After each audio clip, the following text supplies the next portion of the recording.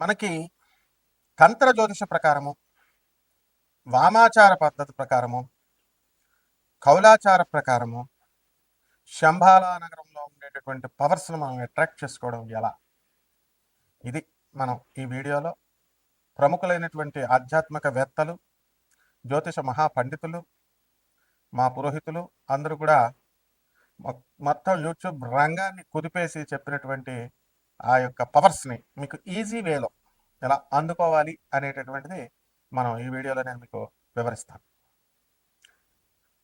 సాధారణంగా మనం కృష్ణనామ స్మరణతో మనం పూజ చేస్తాం.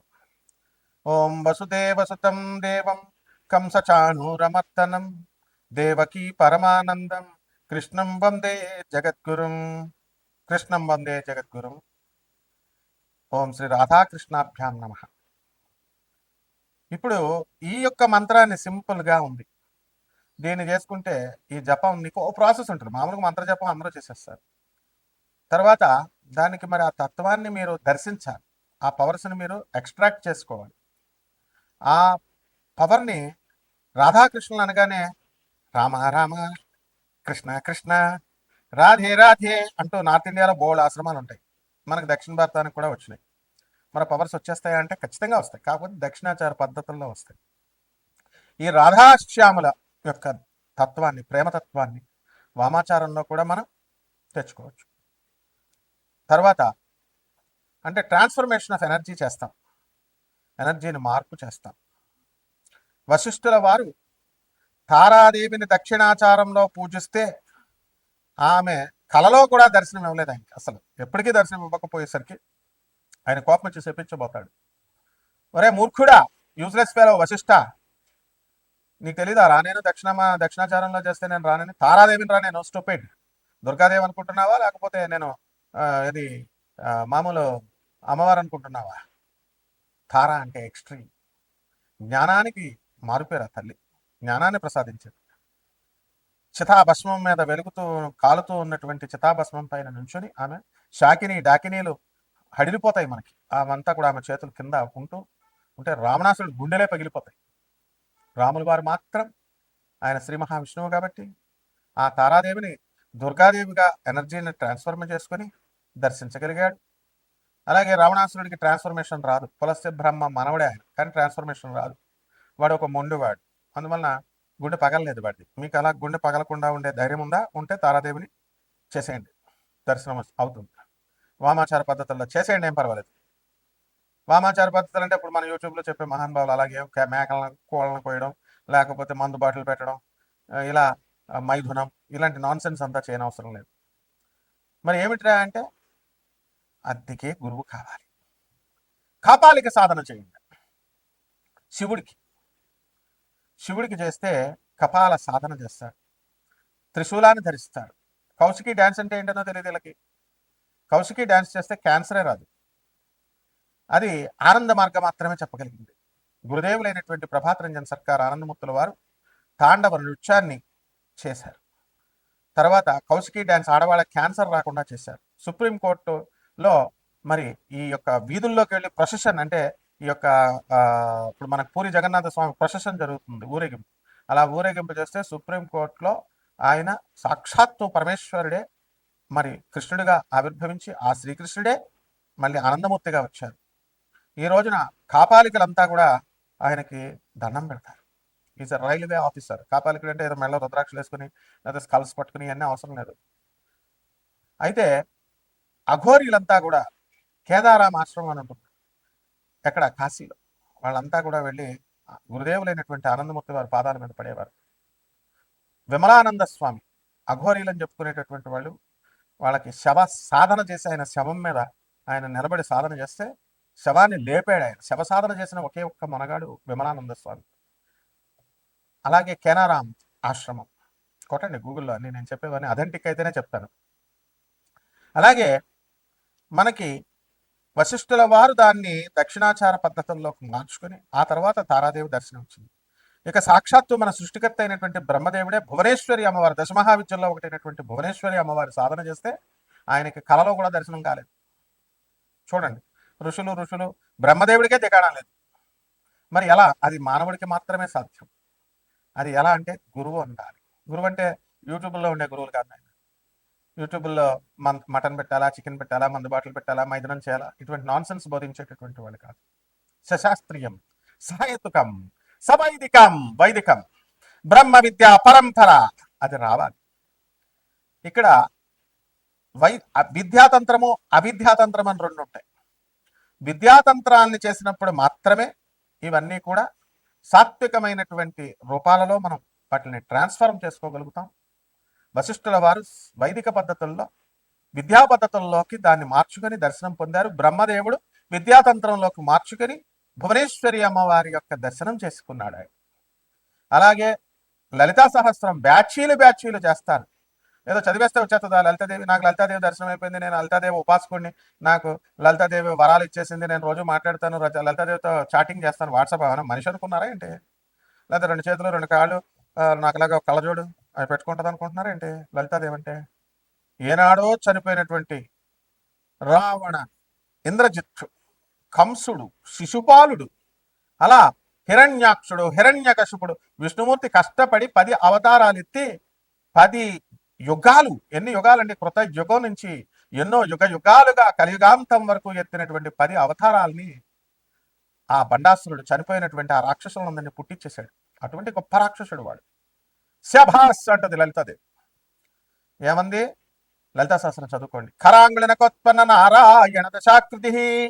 ఈ కరం అంటే చెయ్యి, ఆ చేతుల్ని ఇలా విదిలించింది అంతే. కర అంగుళి, కర అంటే చెయ్యి, అంగుళి అంటే వేళ్ళు.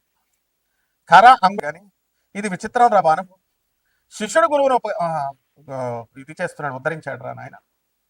కాబట్టి మరి నీ వల్ల నాకు దర్శనమైంది నాయన అని చెప్పి హయగ్రీవుడు అగస్త్య మహర్షిని మెచ్చుకుంటాడు. ఇలా ఉంటాయన్నమాట. అదే అగస్త్యుడు గాయత్రీదేవికి, అదే గాయత్రీదేవికి విశ్వామిత్రుడు, అదే అగస్త్యుడు తారాదేవికి, లలితాదేవికి ఇలా ఒకళ్ళొకళ్ళు కొన్ని సందర్భాల్లో శాపాలు పెట్టేసుకున్నారు. 10th క్లాస్ కూడా చదవకుండా వచ్చి డిబేట్ చేస్తారంటే తోలు తీసేస్తాను. మాకు తెల్లాకల మనోహర్ అన్న శిష్యుడు ఉన్నాడు, పాపం ఏదో పిచ్చోడు కౌంట్ అయినా. చూడండి నాది తెల్లాకల మనోహర్ అని వీడియోస్ వస్తాడు. శివుడు ఉన్నాడండి, రాముడి కృష్ణుడు లేడండి అంటాడు.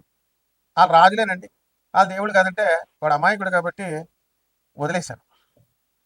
ఎవరైతే రాముడు కృష్ణుడు మనుషులు అన్న వాళ్ళని, రాముడు కృష్ణుడు మీకు చనిపోయారు అన్నటువంటి వాళ్ళని, రాముడు కృష్ణుడు శవం కుళ్ళిపోయింది అన్న వాళ్ళని నా గురువులైనా సరే ఎలా వినిపోయింది? శాస్త్రం చెప్తే సరిపోద్దా? శాస్త్రం అనే పురాణాలు చెప్తే అవన్నీ నీకు తెలుసా? రాముడు నువ్వు చూసావా? రాముడు డైనింగ్ టైంలో కూర్చొని తిన్నావా నువ్వు? రాముడు కిచెన్లోకి వెళ్ళి చూసావా? ఇవన్నీ కూడా మరి నిలదీసి అడిగాం. కాబట్టి తంత్రశాస్త్రం అంటే ఏదో గురువు గారు చెప్పేసింది ఇలా వినేసి ఎస్ అండి పుస్తకాలు రాశారా, వాల్మీకి రాంగ్, లేకపోతే వ్యాసుడు రాంగ్, ఎవడ పడితే వాళ్ళు రాసేసుకున్నారని పిడి వాదన పిడికిలేటి చంపేస్తాను, పిడికిలు గుద్దుతో చంపేస్తాను. ఒక అధర్వణ వేద పండిట్ని, ఒక ఐఐటి మెడ్రాస్లో ఫిజిక్స్లో పిహెచ్డి చేసినటువంటి వ్యక్తిని, archaeological department, geological survey of India, national geographical research institute certify చేసి CBI and all the Bihar police, the West Bengal police arms drop out 1995 arms drop out 1995 కొట్టి చూడండి. పురూలియా జిల్లా ఒక ఎలక్ట్రోమాగ్నెటిక్ వేవ్స్ అయినటువంటి శంభాలా నగరం పురూలియా పుందాక్ ఎలా ఆకర్షించింది. జ్యోతి బసు లీగల్ గా తెచ్చుకుంటున్నాడో ఇల్లీగల్ గా తెచ్చుకుంటున్నాడో తెలియదు. అతను తెచ్చుకునేటటువంటి ఆర్మ్స్ వెళ్తుంటే శంబాలా గ్రామం మీద పుందాక్ మీద నుంచి వెళ్తుంటే కట్ అయిపోయి ఎక్కడికక్కడ 2-3 తుపాకులు పడితే కొన్ని వందల తుపాకులు నా గ్రామ ప్రజలంతా కూడా తెచ్చుకొని బాబు పోలీసులు వచ్చి ఇచ్చేయండి ఆయన వెనక్కి ఇచ్చేయండి అని బతిమాలుకుని ఆ ఊరు సీజ్ అయిపోయింది. And the police had requested all the గ్రామ ప్రజల వాళ్ళ villages to surrender the weapons. అటువంటి గ్రామాన్ని సీజ్ చేసి ఆ తర్వాత అవన్నీ వచ్చిన తర్వాత పోలీసులు వెళ్ళిపోయారు. దట్ ఈస్ శంబాలా నగరం. మీ ఇష్టం వచ్చినట్టు శంబాలా నగరాన్ని నేను వెళ్ళాను, శివపార్వతులు భోజనాలు చేస్తే వచ్చేసాను, తినేసి వచ్చేసాము, ఆస్ట్రల్ ట్రావెల్ చేసేసాను. ఏంట్రా మీరు ఆస్ట్రల్ ట్రావెల్ చేసేది? మీ ఆత్మ లోపల నుంచి వచ్చేసి వెళ్ళిందా? చూసి వచ్చేసావా నువ్వు? ఏం మాట్లాడుతున్నారా? దిమాక్ ఉందా అసలు? అంత గొప్పవాడు ఆత్మ రా, నేను పీకుతాను నీ ఆత్మని. కాబట్టి ప్రవచనకారులు ఎలా చెప్తున్నారా మీరంతా? ఎవడిష్టం వచ్చినటువంటి చెప్తున్నాడు. కానీ ఒక సశాస్త్రీయంగా సహేతుకంగా మీ సాధన బలం వల్ల సైంటిఫిక్గా లాజికల్ కన్సిస్టెన్సీతో రేషనలిజంతో మీరు నిజంగానే పవర్స్ సాధించవచ్చు. ఆ పవర్స్ ఎలా ఉన్నాయి, ఎలా సాధించవచ్చు, మరి ఈ చంద్రగ్రహణాలు సూర్యగ్రహణాలు అందుకే వచ్చినాయి. ఆ సాధన అనేటటువంటిది మనం చేసుకోవాలి. ఇవన్నీ నేను చెప్పినవన్నీ కూడా గూగుల్ చేసి చూసుకోండి. మీకు ఏమైనా అబ్జెక్షన్స్ ఉంటే, మీకు చూడాలి అని అనుకుంటే CBI cell number 13 Bankipura jail దాన్ని డీల్ చేసినటువంటి ఐజీ ఆర్జీ శ్రీవాత్సవ జగద్గురు అయినటువంటి పరమేశ్వరుడి ఐడియాలజీని శ్రీకృష్ణుడు డీవియేషన్స్ లేకుండా కృష్ణుడు చెప్పాడు. అదే ఐడియాలజీని ప్రభాత్ రంజన్ సర్కార్ చెప్పారు. ఆయన ఆనందమూర్తి, ఆనంద్ మార్గ ఆశ్రమ ప్రభాండర్. ఇవన్నీ కూడా వెళ్ళండి, బర్కత్పుర జైలుకి వెళ్ళండి, సెల్ నెంబర్ 13 రికార్డ్స్ ఉంటాయి. పుందాక్ వెళ్ళండి, the first landscape on the earth, అదే శంభాల నగరం.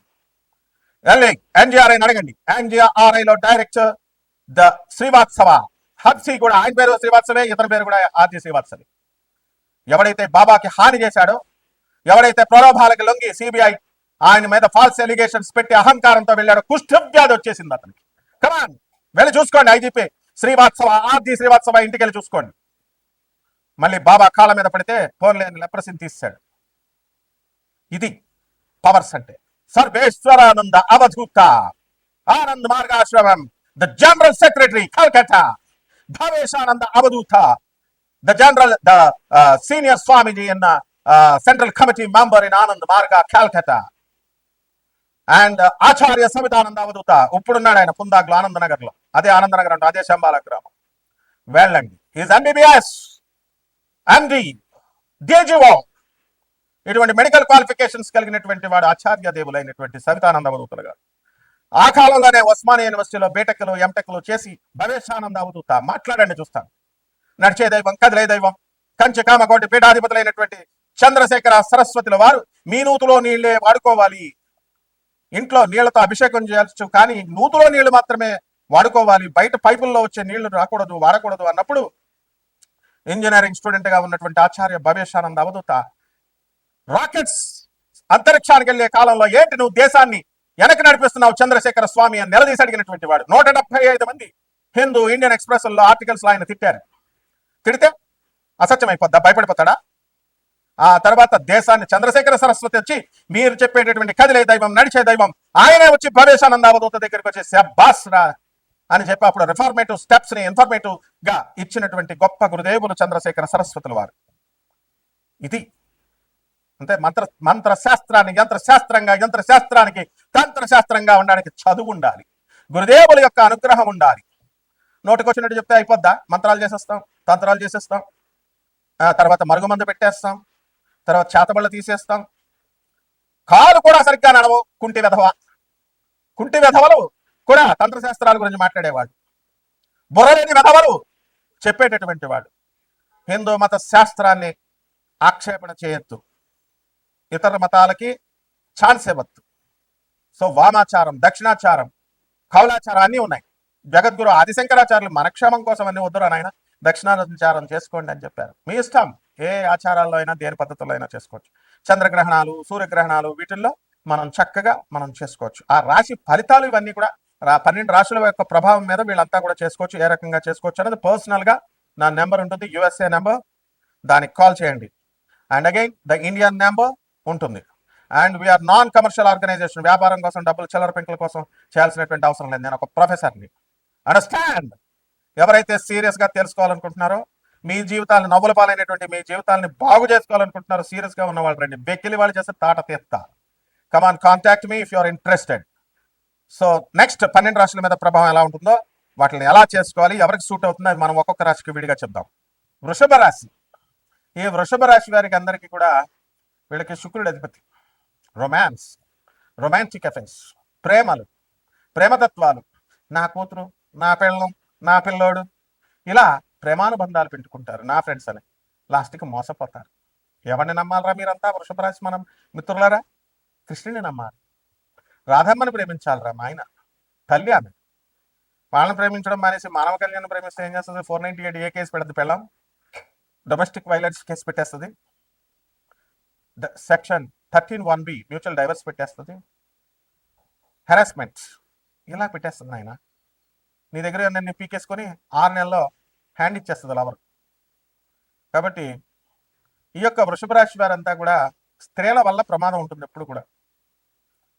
కాబట్టి ఇటువంటి వాళ్ళంతా కూడా మనకి సాధన చేయండి, ఆ కృష్ణుని పట్టుకోవడానికి సాధన చేయండి, ఆ రాధమ్మ ప్రేమకు పొందడానికి బర్సానా పండి. బర్సానా రాధమ్మ పుట్టిన ప్లేస్ అంటే వెళ్ళిపోవడం అంటే యాత్రికులు అలా ఆల్రెడీ 300 మంది జనాలు మన తెలుగు వాళ్ళంతా బర్సానాలు తిరిగేశారు, గోకులు వెళ్ళారు, కృష్ణుడు మధుర వెళ్ళారు, జన్మస్థానం మేము తిరిగేసామండి అంటారు. అలా కాదు, తిరిగేది సాధన చేయాలా.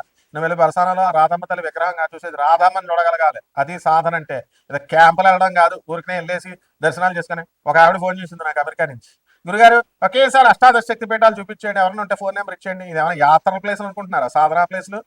బుద్ధి లేనటువంటి ప్రవచనకారులంతా వెళ్ళిపోండి వెళ్ళిపోండి వెళ్ళిపోండి అని చెప్తుంటే వెళ్ళిపోతున్నారు అంతే. జనాలు వెళ్ళిపోతే వచ్చేస్తారా మీరు? లక్షల మంది ఊర్లో వెళ్ళిపోయి 9 రోజులు, ఓ ప్రబుద్ధుడు అయితే 9 రోజులు తల్లి కడుపులో పుట్టినట్టు ఉంటుంది, వెళ్ళిపోండి అంటే వెళ్ళిపోతున్నారు. వెళ్ళి పేదోడికి ఎవడిస్తాడు? ఆంధ్ర సత్రంలో 9 రోజులు నీ మొగుడిస్తాడా?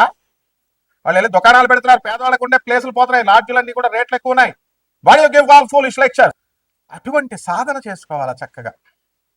అంతేగాని 9 రోజులు కాశీలో తల్లి గర్భంలో ఎవడు చెప్పాడు? పురాణాలు రాసి ఉందా 9 రోజుల్లోనే? చూపించు, ఏ పురాణంలో ఉంది?